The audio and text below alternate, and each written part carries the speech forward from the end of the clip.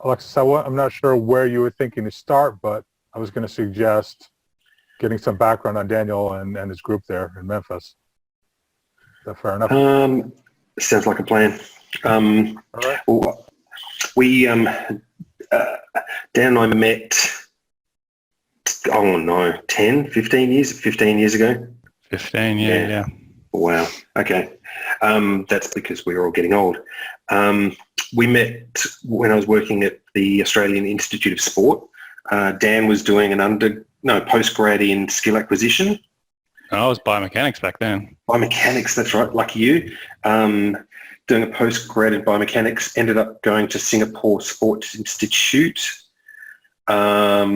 which ironically is the same building that I currently work in, except that I currently work in my home building, in my apartment, obviously, not in the sports hub at the moment.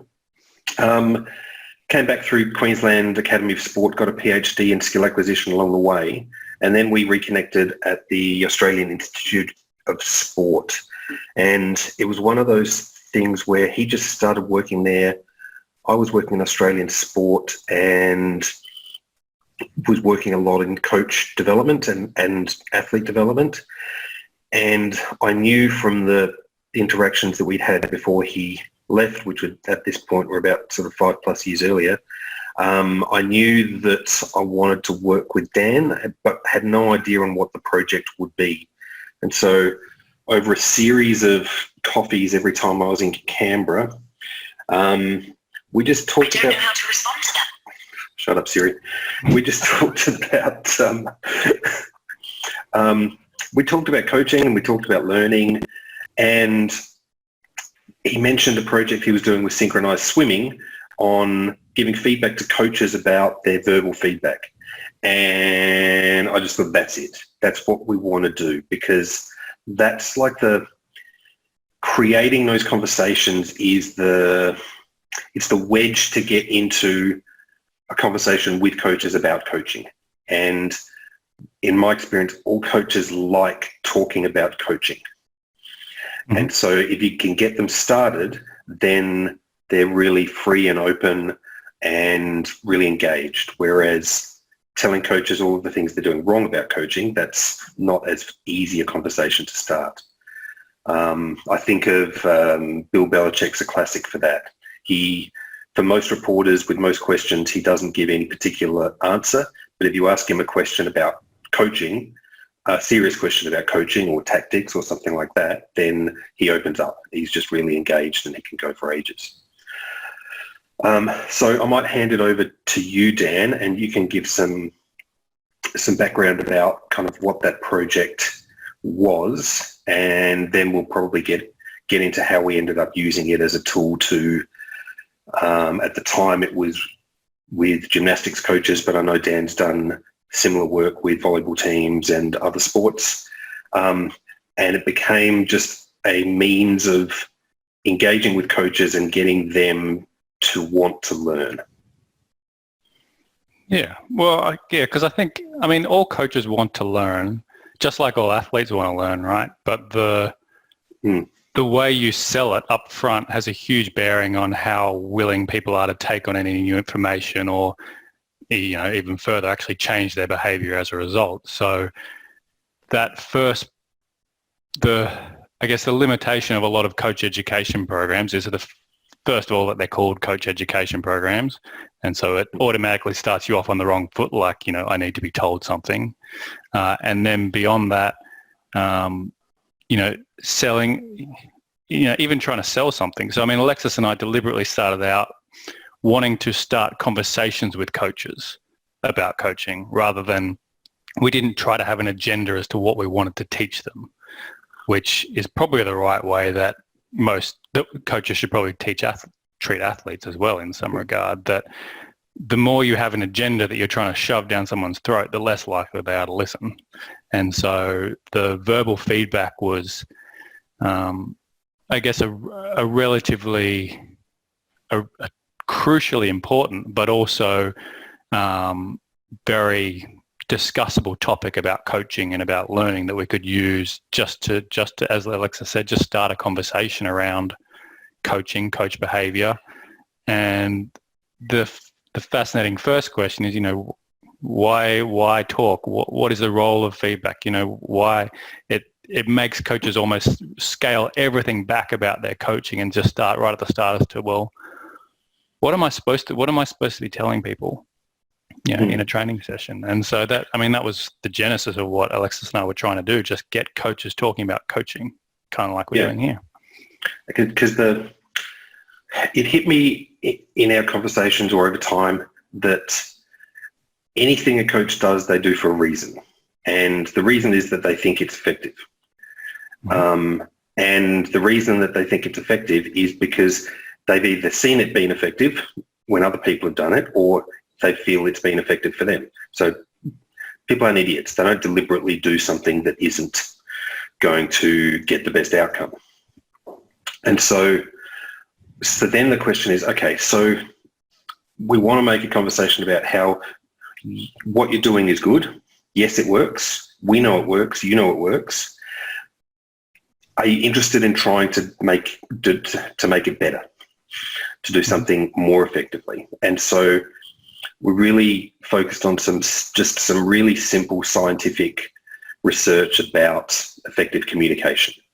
And a lot of it came back from a conversation I was having with a friend of mine at national championships. And he was saying that he came up and he was just frazzled, and he said, for the lowest division, the under 15 division, the coaches, they should just be able to talk all the time, just during the rallies, and just give them information the entire time, because the kids just don't know what they don't know. They don't know what they should be doing. I said, well, that's not actually the most effective way to teach them, right? And he said, well, that might be your philosophy, but that's not my philosophy. I said, well, it's not philosophy though, it's science, because it's factually incorrect that that's the best way to do it. And it might actually help in some ways, but from the research about learning and about communication, having people ask questions is clearly, according to research, and Dan, correct me if I'm wrong, because I like saying according to the research, because I'm not a scientist. You are actually a scientist, but the research says that there's more effective ways to do it. It's not to say that direct instruction isn't effective, just saying that there might be more effective ways to do it.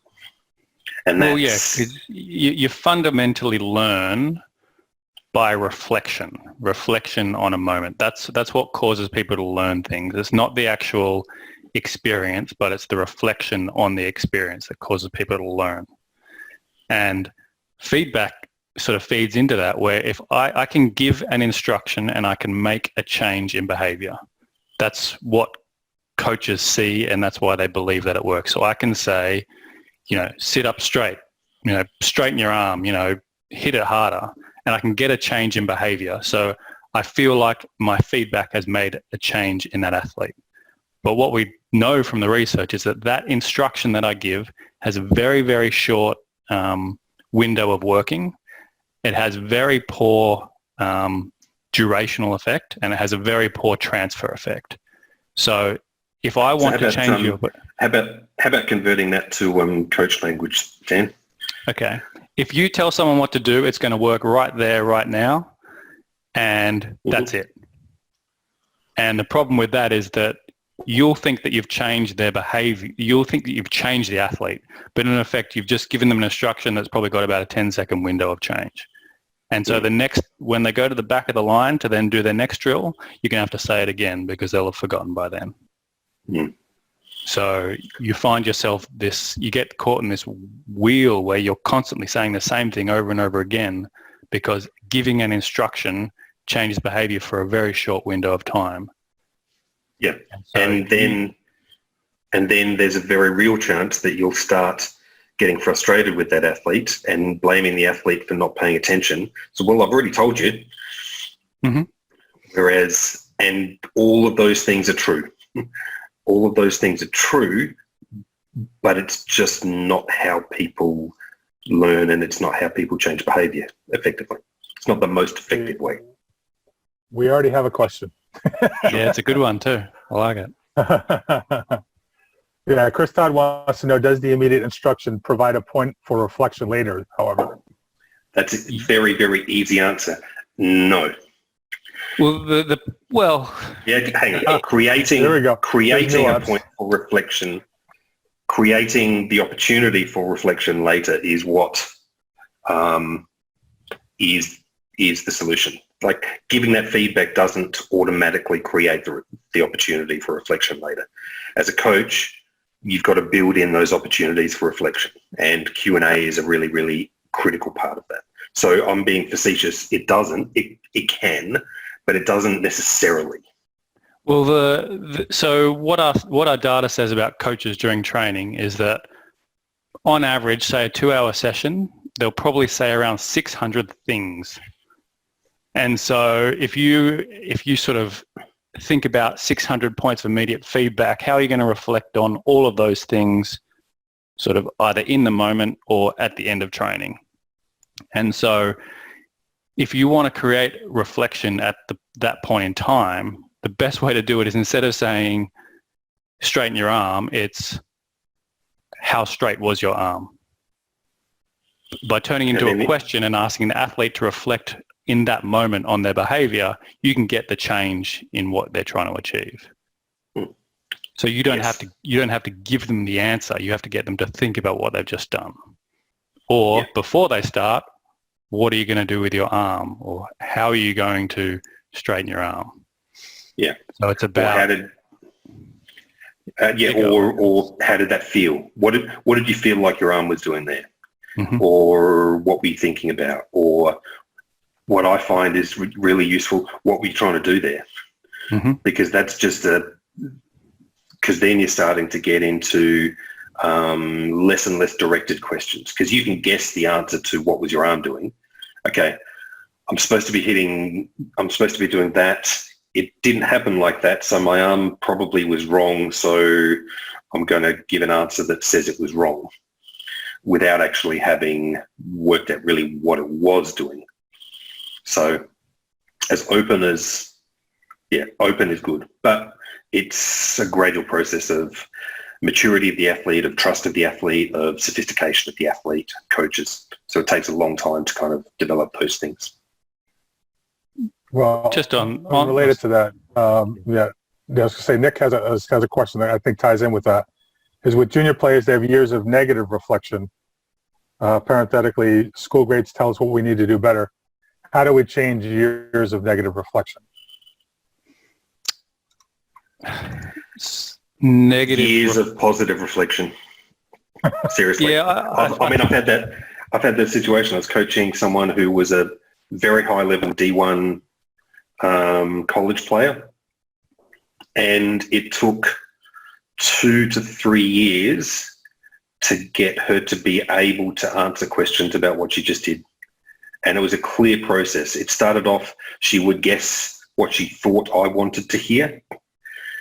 And then sort of 6 to 9 months later, then she'd not just try to guess what I wanted to hear, but guess what the right answer was. And then it took years for her to be able to think about what she did and to be able to put it into words, because she'd grown up in a system where she got told what to do, and what she never got taught to be able to enunciate, to be able to put into words what she actually felt. And so so it took a long, long time to break through years of not just negative, but just non-reflective coaching. Yeah, it's about encouraging athletes to be engaged in the process of what they're trying to achieve. The questions help them think about what they're doing and be engaged in the process, rather than just being that robot that gets fed information. Yeah. Yeah, and tied in with this, Katie wants to know, well, what if they just lack the perception of what they did was incorrect, especially young athletes? Awesome question. Well, because your job as a coach is to help them understand and learn, and so as a skill acquisition specialist, well, not even a specialist, just as a coach, your job then is to design a drill or to put them in a situation that shows them that their arm was incorrect, or help them reset what their perceptions are. So, for example, one of our BMX riders that we used to work with, her when we first started, so we were working on her gate start, which we don't need to worry about here, but essentially she had to have bent elbows to do it, to lift her bike up. And so we said, straighten your arms. And so she went, eh. We're like, no, straighten them. And she's like, yeah. Like she couldn't perceive what straight was. So we had to recalibrate her body as to what straight was. So quite simply, you can first of all just physically put them in that position, or you can design some sort of task that literally forces their arm to be straight. So, you can put a splint on them or put some tape on them, which sort of gives them some extra sort of biofeedback when that arm straightens out or when it bends. Or you can just, have them hit, say, through a thin little window that forces their arm to be straight. So your job is to design an environment that gives them the feedback they need without you saying it. Yeah, and it's... Because verbal feedback isn't the answer, I guess is what I'm getting at. Yeah. Yeah, the one thing that hit me a while ago was, I think it was a specific athlete once, and just kept on saying, do it like this, or try and give a whole lot of different feedback to get them to do something differently. And then I realised, hang on, I think they think they're doing what I'm asking. So they don't think that they think that they're doing the right thing. So why would they change?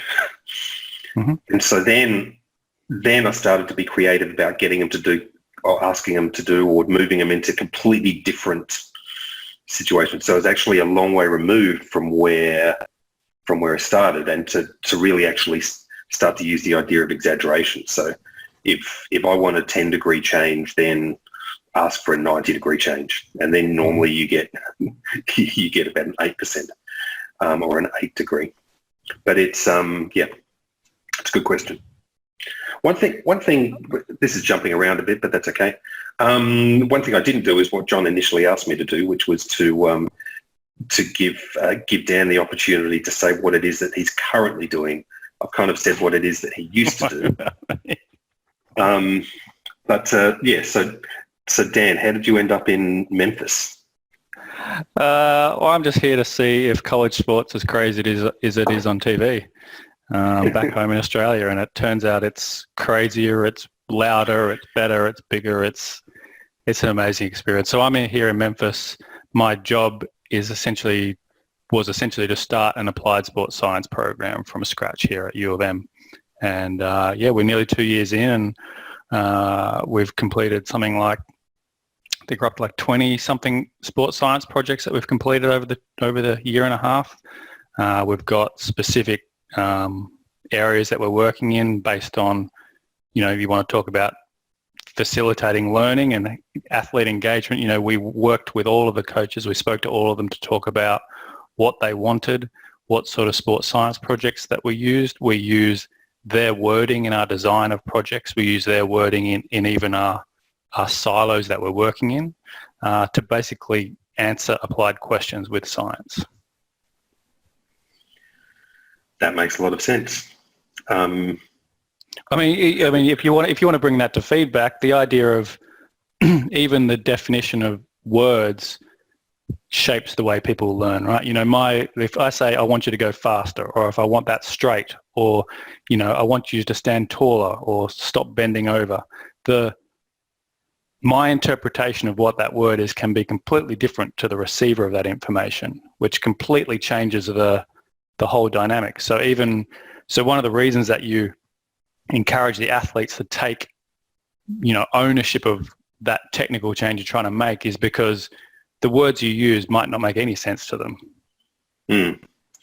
And to get back to where we were going with this, the thing that one of the biggest challenges that I've found is how to have that conversation with coaches without them thinking that I'm saying what they're doing is wrong. So how to say, like, what you're saying, the athlete doesn't understand that, and that's okay. It's okay that they don't, and it's not your fault that they don't, but the solution has to be to work together to understand how the athlete is interpreting it, and they're not wrong to interpret it like that. That's just how they're interpreting it. That just is. So now you can get into a conversation about how to solve that problem to get the outcome that's required. Yeah, I mean, I guess the starting point is that I've yet to meet too many athletes or coaches that don't want to get better at something and don't think that they're already doing it pretty well. And so if you go back to so whose question was it? To Nick's question about negativity. There's research around that shows if I give you an instruction or if I give you positive feedback, the positive feedback brings about a better technical change than giving you a technical instruction. So if I just give you some positivity, that's actually more effective than giving you a technical instruction. Now, if I actually combine a technical instruction and positivity, I get an even bigger increase. But okay, so give me an example of that. So if I say, "Nice work, Alexis. Your arm looked really good then," or if I say, that would be the positive and the technical change, right? Nice work, and this is what I liked. If I just say straighten your arm, or if I say nice work, Alexis, keep going, I get a better technical change from the positivity than I do from the technique phrase. Yeah. So we say, well, why would that be? Well, if the athletes are having to reflect on their behavior and you're trying to encourage them to engage in the process of training and learning, the positivity is actually more beneficial than sort of attacking what they're doing right now. Because as soon as I'm attacked in any form, well, I go into my shell a little bit. I probably think about what I'm doing wrong rather than maybe think about what I'm doing right. Yeah. And that's what this session is not about, which is I saw a really cool session in a conference I was at in Singapore last year, I think, on neuroscience. And it was actually from someone that has worked a lot with the Patriots in the NFL, and just starting to get into the neuroscience of learning. And at the most fundamental level, the fight and flight. So if you attack someone and tell them that they're wrong, then their brain shuts down and they can't learn anymore. And so the opposite to what you want to achieve is going to happen. And sadly, what happens a lot, especially in some sports, is that athletes overcome that neuroscience, and so they end up managing to somehow still learn even when they're being threatened, or they no longer feel threatened when they're being shouted at, which is, it seems like, yes, you can break through and achieve that, but maybe we don't have to. Maybe we'd save a bit of time if we didn't have to overcome basic neuroscience when we're teaching. Well, it's learning in spite of instead of because of. Yeah, yeah. Bit of that happens in sport. to us all. And I guess the other thing is that learning and performance are not necessarily the same thing, right? So yes. if we say a direct instruction gets a change in behavior immediately, then perhaps on game day in the third set, when my athletes need a specific instruction to do something, then it's appropriate to give somebody an instruction then, like, stop dragging your ass and get to work. Yes, to get absolutely. A change. But in a learning circumstance, like in training, you're better off asking them, why are you tired? Why is your body language the way it is, so that they can actually fix that for the long term, rather than me having to yell at somebody every day that they're looking tired. Yeah, and that's consistent with the neuroscience, which is in a fight or flight and someone's shouting at you or whatever, or directly telling you exactly what to do, then you can do that. you're not going to know why. You're not going to be able to repeat it, but you're going to be able to do it in that moment. And this is one of the many challenges with coaching, is that has value, and that's important to be able to get that to happen. I work a lot with gymnastics now from a safety perspective. That's critical, absolutely critical, that you can keep athletes safe by doing that.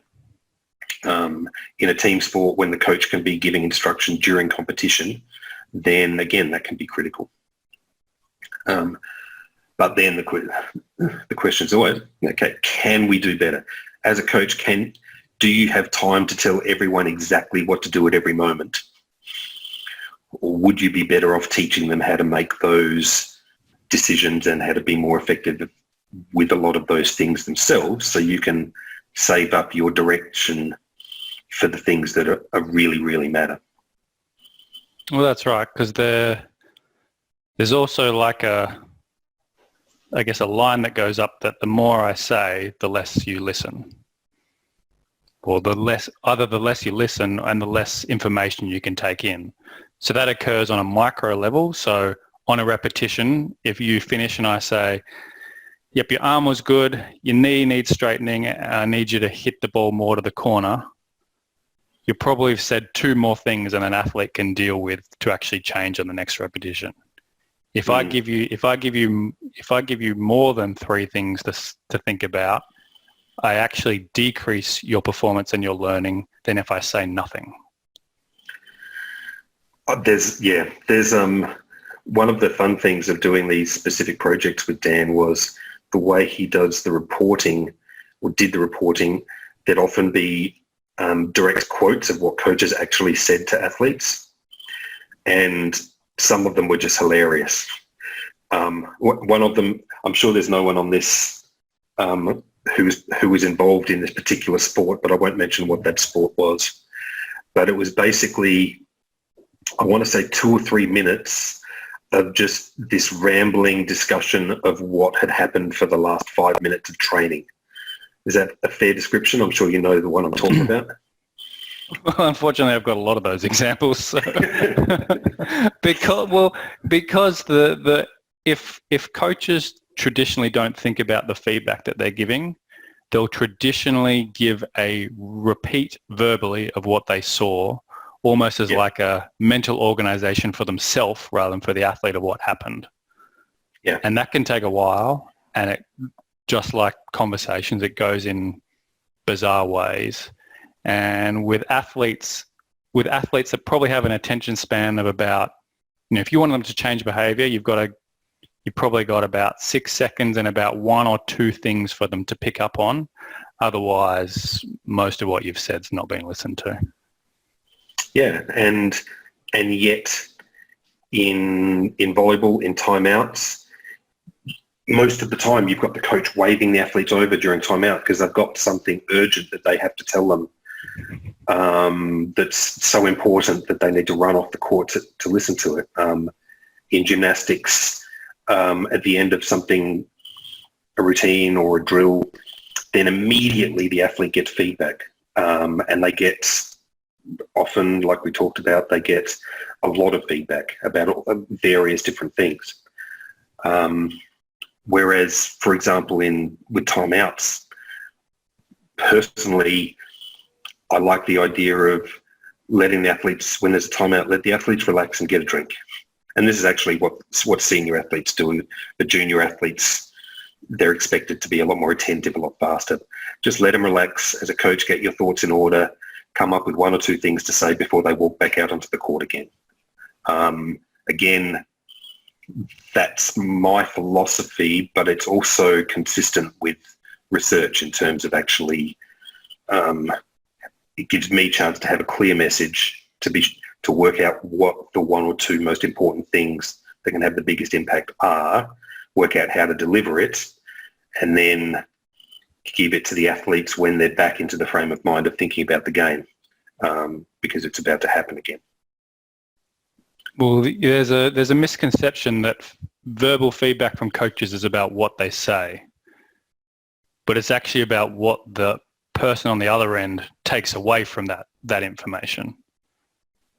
So the That's challenge for you to think about as a coach is what I say doesn't really matter. It's about, does the athlete on the other end get the information that they need? And they need that information in a short soundbite, and they need it in something that's actionable, or encouraging them to reflect on something. So again, actionable, they'll actually reflect on it. So sometimes we think like, well, I told them what was wrong, so my job is done. Well, no, your job is actually to help them improve, help them learn, help them change. And what feedback looks like for change, for behavior change, is very different to what feedback looks like for, doing my coaching duties, so to speak. Yeah, it's there's a big volleyball forum on Facebook, which is mostly based on American coaches, and there was a post on there. I think it's a John Wooden quote. I'm not completely sure, but it said that from a coaching point of view, if the athlete hasn't learnt it, then the coach hasn't taught it. Yeah, that's a Wooden. I was just gonna bring that up. Yeah. Yeah, and that was posted, and people just lost their minds, and it seemed, and again, this is social media, but it seemed people were genuinely offended by the idea that someone would accuse them of having not taught when they've told someone what to do. It's like, no, it's just a discussion. I told them that was wrong, and I've told them every day this week, and I told them all last month that they were still doing it wrong, and they're still doing it wrong. It's like, yep. So how dare you tell me that I'm not teaching? Yeah. Well, no, you're telling. You're telling. That's a long, long way from teaching someone how to change their behavior. Yeah. Yeah. But the thing that blew my mind though was just the resistance. Just that it was like it was immediately an insult. It was an attack on how much I care as a coach. You're saying that I'm not trying. No. Just suggesting that there's more to it, and there can be more to it. That's the hard part about changing coaches or coaching behaviors, is that, and that's one of the challenges of reducing feedback in coaches, is that coaches really care so much and they want their athletes to improve so badly that I think I'm helping by giving you all this information and telling you what was wrong. But in actual fact, I'm stunting your learning by giving you all that information right now. As a coach, I have to almost be mature enough and reflective enough myself to say, what does this athlete need? What's the one thing that we need to work on now that's going to help this athlete either, well, now or in the long term, rather than what are all the things they're doing wrong, so I can give them a list so that when they go home tonight, they can think about the 20 things they've done wrong or they're doing wrong that they need to work on. Yeah. I was a young coach. I was a young coach working with the how much should I tell of this story? I was a young coach working at a high level with a high level team, super talented young athlete, and he or she was the least experienced. I was the least experienced coach. So, okay, that guy needs extra reps. So can you do something with him? Okay. So I just read In a Game of Tennis, which I loved, and so I'm all about just giving him space to learn and just pointing out one thing, just letting him think about one thing. So we're doing these reps, and eventually everyone else finished training, and one of the other coaches came over and started pointing out something else. Then another coach came over and started pointing out another thing. Then the head coach came over and started pointing out another thing. So now this guy was working on 4 different things every single time. And I just was looking at the situation, and even then I just thought, yeah, my job is done here. There's nothing I can do to help right now. But coaches are enthusiastic. Oh, I see this thing that could fix everything. Yeah. Mm. If only. We've got a couple of, one question and one observation. Mm-hmm. But I think before we get there, to the point about, the Wooden quote, and getting through to players and that sort of thing. One of the best experiences for me on the communication side of things was going to coach in England, where I was primarily dealing with non-native English from a variety of different countries, different other languages, different volleyball cultures, different everything from my own experience. So I had an ongoing challenge of trying to figure out how to take what I would say in my own language, in my own vocabulary, and making that so it would translate to their whatever version of English that they spoke, knowing that was probably being translated into their own language on top of whatever their own volleyball vocabulary was. And so you start, okay, you simplify things, because that's usually the first point. And I kind of laugh at Mark sometimes, not necessarily to his face, but maybe one day, where I'll catch him and it kind of just in like in a normal conversation using very clipped English, like he's speaking to a group of international volleyball players, because he's just in the habit of it. Yeah. But you develop that because you got to keep things as simple and concise as possible. But meanwhile, you're also learning to look at them and read, okay, am I doing this right? Are they getting it? Or are they glazed over? And I got to find a different way of coming at this problem and dealing with them. All right. There's preamble out of the way. Mark and I joke about that. We talk about it, speaking in English as a second language, and so he does do that a lot, and he does it even with me.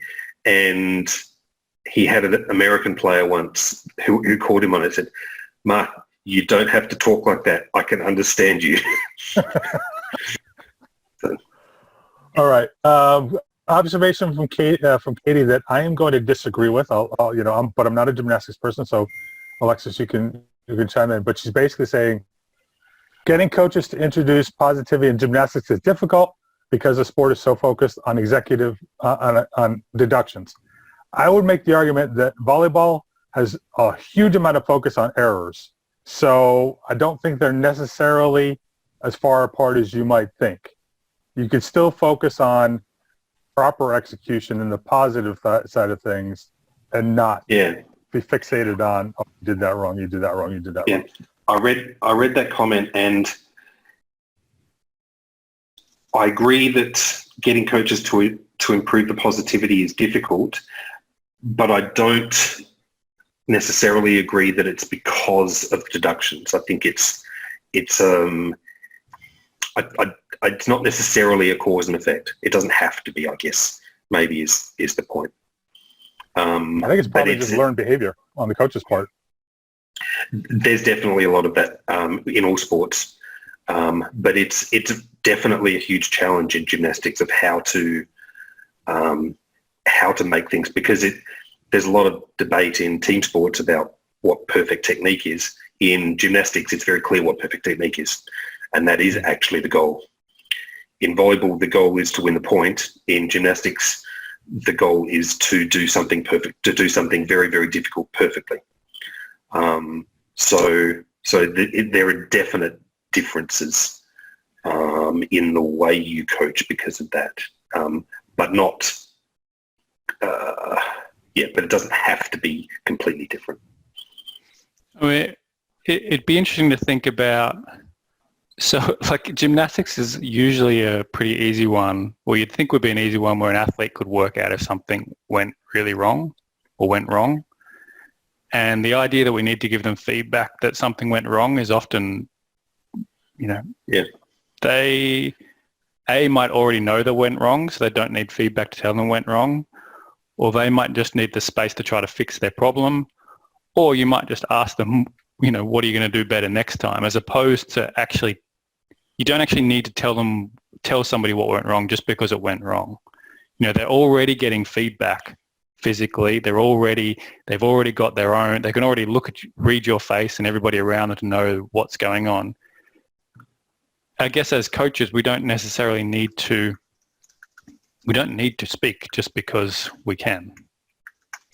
And I guess the positivity and the negativity, sometimes we can just say, look, I really liked these first 3 moves in your routine. Yep. Cool. Why do we have to then go, yeah, but that last one was terrible. You did all the things wrong that I've been telling you've been doing wrong all month. Oh, you mean the last one where I fell off? Yeah. I know that one was wrong. Thanks. So there's no reason why we even have to broach the negative things. Yeah. If we know that positivity improves technique, because positivity helps people express themselves. It helps people feel comfortable in an environment. It helps people to try new things. Mm. Okay, we've got 2 questions from Kevin, and I'm not sure which order to take them. The second one seems more relevant to what exactly we're talking about now, so maybe we'll go with that one. So for those of you who can't see this, Kevin asks, how do we design constraints with coaches to facilitate positive communication? Previously, I've designed a task for coaches where, quote, the next 5 minutes you can only give positive verbal feedback to your athletes, unquote. On self-reflection, the coaches found it really tough. It felt, quote unquote, wrong, and they ended up compensating more negatively for the rest of the session. My first question would be, did you actually test that second part of it? So do you have numbers to back that up, or is that just your own sense of things? Because that might be, here we go, confirmation bias. That's a different rabbit hole altogether. All right, so thoughts on that one? Oh, look, that's a really, really interesting question. I love the idea of placing constraints on coaches during training. I think we do it with athletes all the time, and we do it because it's a really great way to learn. We create an environment where they have to solve the problems. It's definitely really confronting, but it actually leads directly into, I guess, probably the last thing that when Dan and I were preparing for this that we wanted to get into, which is about, so how do you change as a coach? You've done some research, you're curious, you want to get better at something, but the problem is I'd say the vast majority of coaches coach by themselves with no one there apart from athletes who are able to give them feedback. So as a coach, how can you change your behavior? Well, these days, everybody's got videos, but you have no excuse for lack of.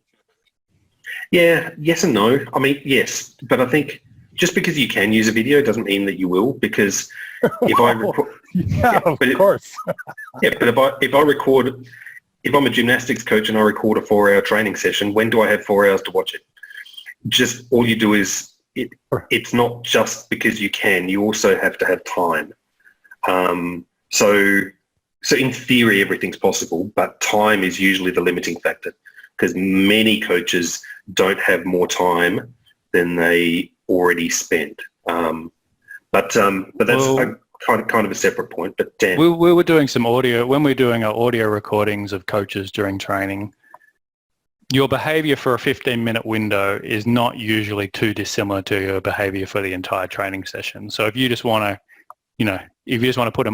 turn your phone on, audio record for 15 minutes, you'll probably get a pretty good sense of the type of behavior or the type of verbal feedback you give your athletes as a starting point. But I mean, learning for coaches comes from the same place that learning for everybody does, and that's by reflection. So you have to find a process by which you can reflect. And I think what Alexis is leaning to is that reflection is a task that done solo is fairly difficult, but done with help, just like a coach would have, is a little bit easier. So, I mean, Alexis loves his critical friends, so I'll let him talk about how mean his friends are to him. I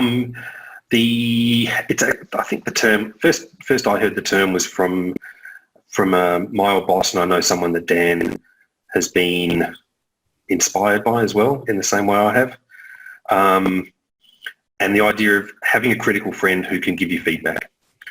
And that's a fantastic way to learn, and it's incredibly confronting. It's brutal.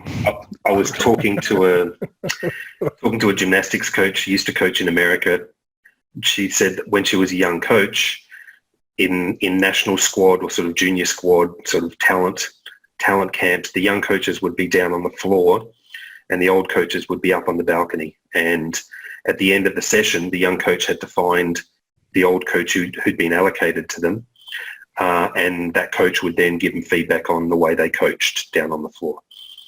And I just thought, that sounds horrific. And she said, oh, it was, but it was also fantastic. And we're constantly requiring athletes not just to put themselves into really challenging situations, but we're actually expecting them to want to do that, because we know that that's how they're going to get better. And from a coaching point of view, finding a way for that to happen is a real challenge. And it's something that we set up when we were working together in Australia. And we spent 3 years? Mm-hmm. I think 3 years getting to the point of introducing to this group of coaches. One thing that you might want to do is find someone that you trust and then talk to them about, are you interested in giving me some feedback? You can set it up in such a way that it's a really tight framework just to make you feel more comfortable. Okay, I just want feedback on just how often I'm saying positive things, or how often I'm talking, or am I focusing more on some athletes than others? So that alludes to Kevin's point about constraints, right? And about putting barriers on things to keep the learning focus. So if you say critique me on my coaching, you're about to get a list, as long as your arm, of things that are going wrong. But if you, just like you would for an athlete, if you narrow that focus and say, can you just give me feedback about this? Well, then that's something that I can change and act on, and I'll have one or two things that I can work on as a coach. So just as you would narrow your, you don't just play games all training session because you want to work on certain things. And so just the same way you could do that as a coach. You could either challenge yourself to work on things, or you could have people give you feedback on certain things which you're trying to improve, because it's much easier to improve something that you have self-identified as something I want to get better at, rather than working on something that Alexis has decided I need to get better at. Because me deciding that I need to get better at it is already a step down the learning process. Yeah. I remember as a young coach, there was an experienced coach who I knew was going to be at a training session I was running. So I asked, I'd just been to university, I'd done all my sports coaching courses. So, okay, this is what I need to do. And it was terrifying, but I asked him to give me feedback. And at the end of the session, I went up, he said, oh no, it was good. It was good. So, and I'm just like, really? Anything? Nothing? He said, I think you probably should be wearing shoes. It was coaching indoor volleyball, and I was wearing sandals. and my first reaction was, even though I'd asked him for the feedback, my first reaction I remember was, but the reason I'm doing this is because I just came from this and I didn't have time to and this, and I thought all of the excuses and rationalizations, and I thought that's a fair point, and I should wear shoes because it's not professional not to. But isn't it amazing that stuck with you? A coach gave you one piece of feedback, and that has changed your coaching behavior for life, arguably. Whereas you could think about how many other training sessions you've been to where somebody's got feedback and you couldn't remember a single thing that a coach has told you, because it's buried under this sea of 600 comments that you got that day. And there's a guy called the Dan Plan, who was the golfer who tried, like the average Joe, who tried to do 10,000 hours of golfing to get better. Yeah. And he said the one coach that stuck with him the most was he was out there hitting balls and he thought the coach was asleep because he wasn't giving any feedback. He'd look back and the coach was just sitting there watching him. He was just hitting balls, and he'd sort of hit it differently to see if he could almost get a reaction out of the coach. No. And then he came over and, said one thing, and he was so ready to receive that feedback that he was just like, yep, and took it on board and did it, and that stayed with him forever. Whereas when we bury it under this sea of other things, and when the receiver isn't actually ready to receive feedback, what we say doesn't matter. Yeah. Mm-hmm. We've got kind of a follow-up from Michelle on the key strategy for coaches to build awareness and reflection. And this is something that I was going to jump in with from what Kevin was saying about forcing the coaches to do the 5 minutes of nothing but positive. Part of what you're doing there is trying to get the coaches to be reflective of what they're actually doing. So what my response to Kevin in that situation was, okay, you've created a necessary condition, but not a sufficient condition to change the behavior in the direction you've got it. You've got them started, but it's a long, long way from actually being continuously aware, like we're trying to hope to develop in our athletes, so that when we ask the question, well, what happened there, or where is your arm, or wherever, they actually have enough awareness to respond. We should have a similar expectation for ourselves as coaches. Like, what were you doing in that situation? Did you realize that you said 3 negative things before you said a positive thing? Something along those lines. And I did a thing with John Kessel last weekend, I think, or maybe the weekend before. It's all blending together. And he talked about the things that he wants every coach to remove from their vocabulary. Try is one of them. There's several. But the try one was one that kind of became a running joke in the whole conversation, where we would ding each other if one of us said, try or one of these other words. And if you get the players in on that, they will get you, and they will be on you like like nobody else, because they're going to love it. Like, oh, all right, we can bust coach on making mistakes just like they do with us all the time. So, but I want to get you guys input on Michelle's question from the first place. For me, it follows on from Kevin's question, in that not only do you have to have the space to experience it, but you have to have a safe space to reflect on the behavior as well before you then go on and do something else. I guess it's like when you force them to do something for 5 minutes and then they stop doing it, like, well, that sucked. I can't wait to never do that again.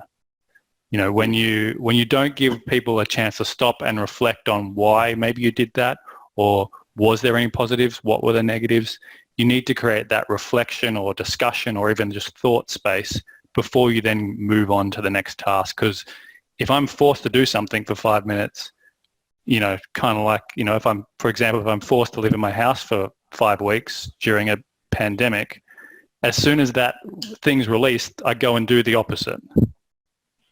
So it's like, if I'm forced to do something for 5 minutes, I'll do the opposite when I get back out. But I need a reflection time either in the middle or at the end to actually make sure that experience actually taught me something, or I learned something from the experience. Not that I had the experience. I need time to reflect on the experience. Yeah, and time. Coaches are time poor. Not as time poor necessarily as they think, but coaches are definitely time poor. So if you're asking, and I used to do a presentation every year to AFL coaches about video analysis, and they say, oh, well, what should I do? I said, okay, well, firstly, how much time do you have? So, oh, I'm very, very busy. Okay, well, nothing then. Because to add something else, you're going to have to stop doing something that you're currently doing. So work out what you're going to stop doing, whether that be sleeping as much, whether that be spending time with your family, whether that be playing Candy Crush. That's an old reference, my God. Then, because the time is the same, the time is the limitation. And as an example, the answer to Michelle's question to a large extent for me is having a diary. Not everyone writes, but having a diary and creating 5 minutes for you to reflect immediately after a training session or a competition. We just finished a project with our golfers doing the same thing here at U of M. One thing I did well, one thing I want to do differently. If that's all I write down from the day, then I've improved as a person, as a coach. Yes, and so I've made those diaries for coaches and athletes, and there was one, we implemented them, and at the end of end of the period, I think it was 3 months maybe, I talked to the coach and said, oh yeah, no, I definitely think there's been some differences in the improvement, in the focus of the athletes on particular things. I'm thinking, oh, that's fantastic. I said, yeah, I don't think it's sustainable though. It's like, what? You just told me it helps your athletes learn. How is that not sustainable? But in that coach's mind, the amount of time that was being spent on that was time away from training, as opposed to learning during that period of time also. And so it's getting that last repetition in before the end of training is more important than spending 5 minutes thinking about everything that you did in training and thinking about what you want to do well tomorrow, which is clearly not true, but is such a difficult thing to break down. Yeah, I mean, my answer to Michelle's question is the one key strategy is to find something that coach actually wants to change. Yeah. And that's an individual thing. If there's just doing something that they see value in, changes everything. Like that diary example, when you give people diaries to fill in, it's a completely different process to asking someone to go out and get a diary to do it themselves. Because as soon as I start giving them something and sort of it becomes like it's my thing that I'm asking you to do, I need them to come to me and say, this is something I need to work on. How can we work as a partnership to change that? Yes, but at the same time, I can't necessarily wait for that.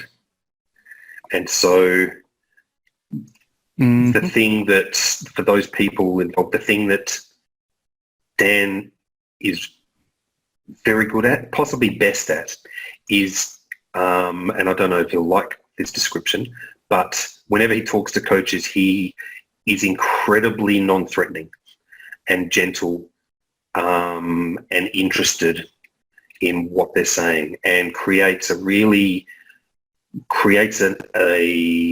trust, creates a situation of trust, and that trust has to be there before the coach will think about adopting something, think that they want to adopt something. So again, we talked right at the beginning about sales. It's about selling to the coach that this has value. I think reflection is the most likely answer. The mechanism for reflection doesn't have to be the same for everyone.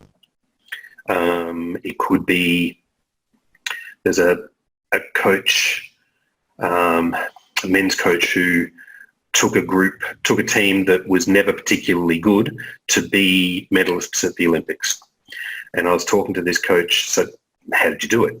And he said, well, we just didn't worry about anything else. And we just, every single day at training, we talked about things that we could do to make us better.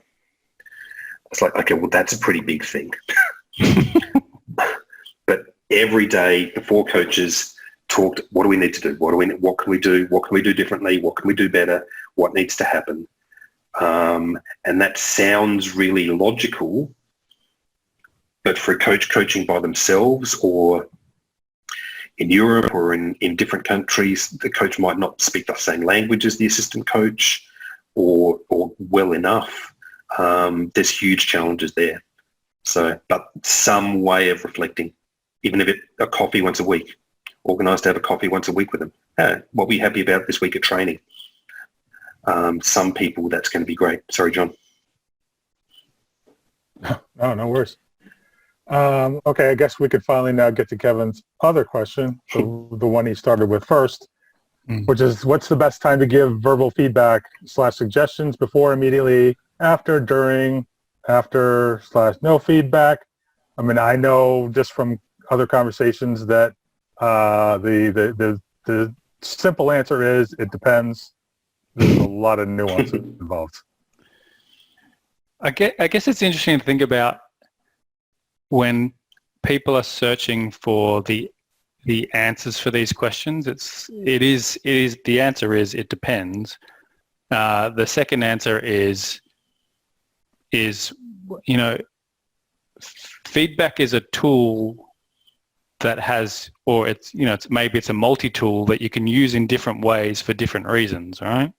And so suggesting that you should always give feedback at a certain time, it would suggest that feedback's only changing behavior in one way.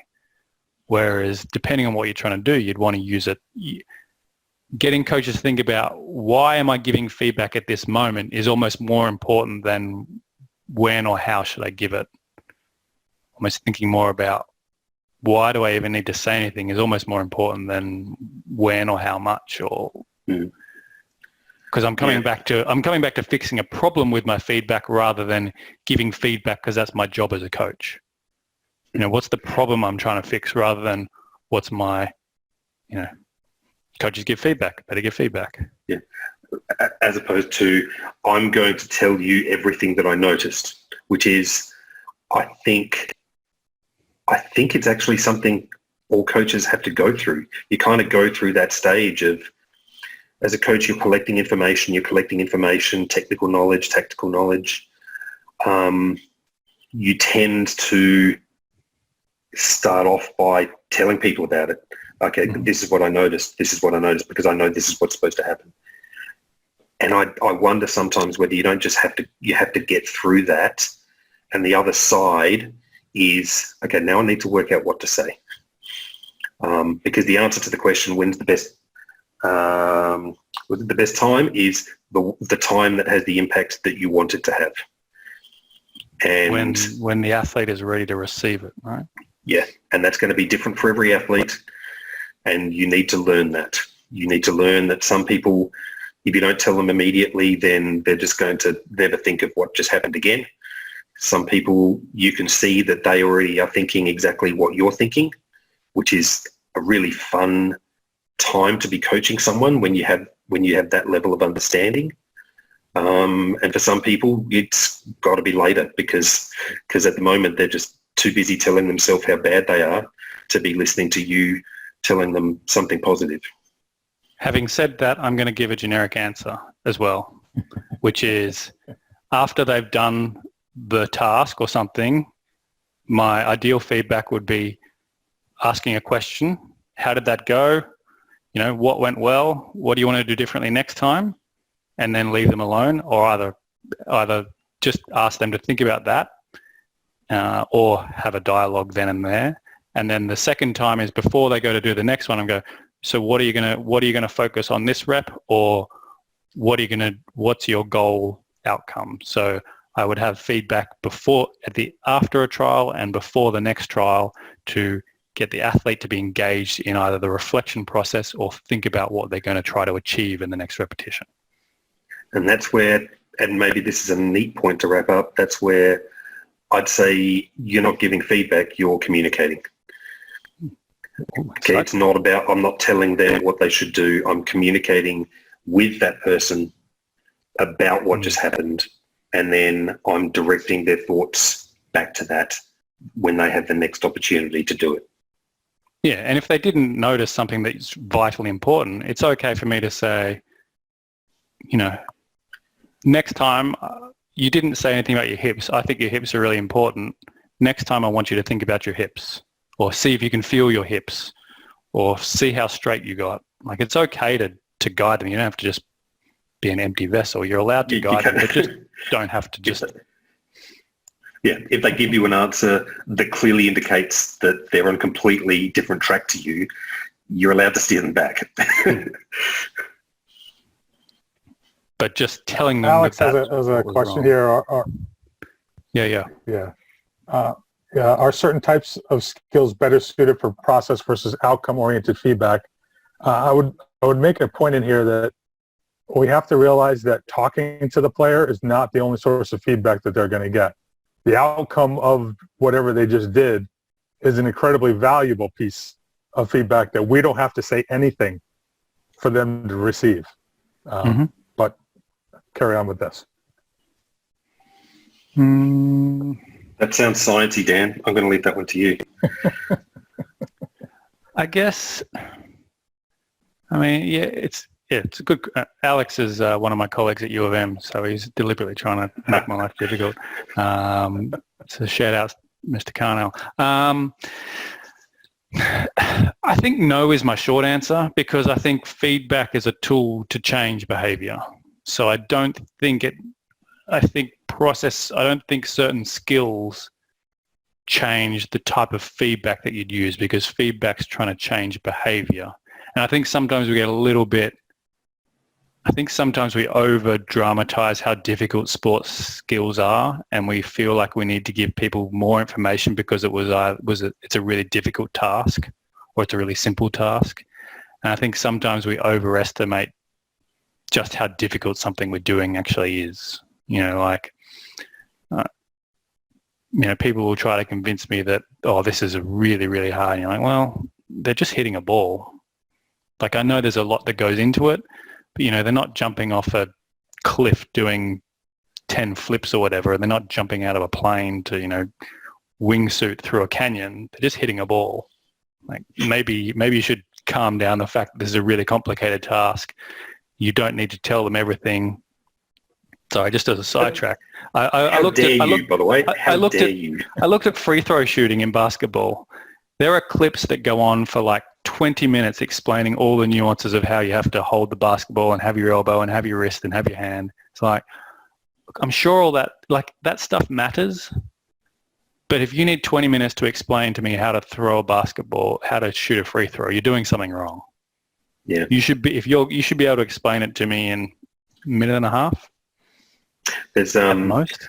Yeah, I had the opportunity to work with the Australian sailing program, which is one of, if not the best in the world. And we heard a lot of stories about a coach who was the coach who's won, or whose athletes have won many, many gold medals at the Olympics. And the story about this coach was everything he did was about three. It was the rule of three, they called it. And the rule of three was, okay, so in this situation, what should I do? Well, there's three things to consider. Okay, what's the best way to do this? Okay, these are the three cues that relate to how to change tack. I don't know. Didn't spend a lot of time with sailing, just a bit.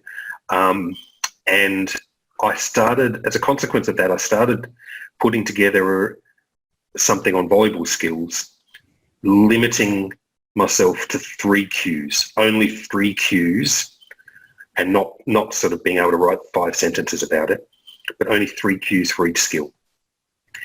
And it's not only is it really, really hard, but whenever I've shown it to anyone, they've thought that it was completely wrong, because there's just more to it than that.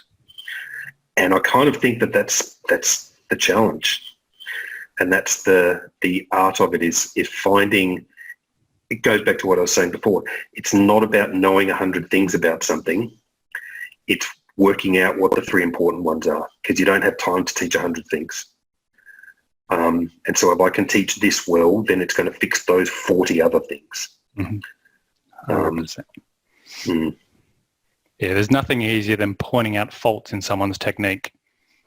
Especially in these sort of kinetic chain sports where one thing goes wrong and it sets off a spiral of other things that are then compensating for it. But knowing which cue to broach with that athlete at that time to change that sequence of technical details, now that is a coaching skill.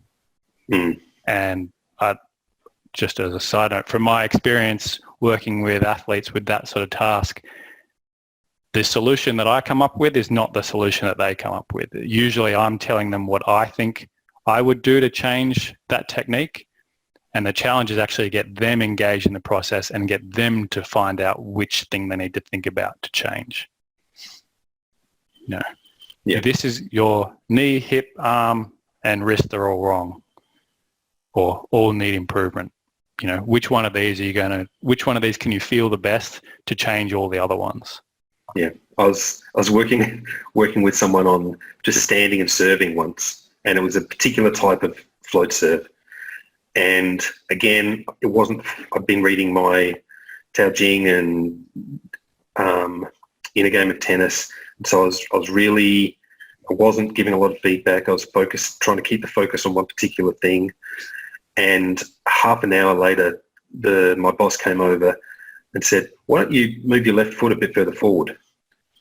And then the athlete did exactly what I'd been trying to get her to do for 30 minutes. And it was nothing to do with the cue that I'd been using for 30 minutes, but I'd just be patiently, okay, tell me about how does it feel? Where's it pointing? And it was just like, how dare you? How dare you come up with something completely different? And it all of a sudden fixed everything that I was trying to do. Well, and that's a critical coaching skill for us all to develop, is to gain the ability in the evaluation of a player, a technique, a team, to just cut it down to, okay, what's the thing that I can identify that's going to have the biggest impact on this current situation? Whether it's, okay, not transferring her weight properly, let's just adjust her foot a little bit. Or our defense isn't doing a good job behind the block, let's figure where we put the libero, or whatever it is. And it's, as a more experienced coach, watching younger coaches do it, you start recognizing, like, yeah, they just don't see it the same way. They haven't got to the point yet where they recognize the causality 3 steps before that's leading to the thing that they're trying to fix. Yeah. Yeah, and there's also time involved in that too. I mean, sometimes you'll start the solution knowing that it's not going to kick in for a little bit, and just you need to be patient with that. Yep, exactly. All right. Any final thoughts before we wrap up? Final thoughts. I think the more we think about ourselves as coaches as facilitators and guides rather than instructors and dictators, the better off we'll be. Our role is not to tell people what's wrong or instruct them through a problem or tell them how we would do it. Our job is to use our experience to guide someone through their own process of learning how to change something. And that change, because we're guiding them through a process, that changes for each athlete and for each group of athletes. And our skill is to be able to, I guess, to shepherd them through the learning process and, be able to get their best expression of a skill out rather than copying what I want them to do. And I would say exactly that, except for coaches, and I think there's a couple of people on who work in coach development as opposed to athlete development, or maybe both. And it's the same thing. We know from research that curiosity is a huge, huge factor in high-performing people. So engage with coaches, engage their curiosity, find out what they're interested in, and use that as a way to get into those conversations that can then develop into critical friends and kind of an interest in and a curiosity in learning and being better at coaching as opposed to accumulating knowledge. Yeah, I'll agree with that. And I'll add, I've had people, younger coaches, ask me the question, if I don't agree with so-and-so, how do I broach that topic?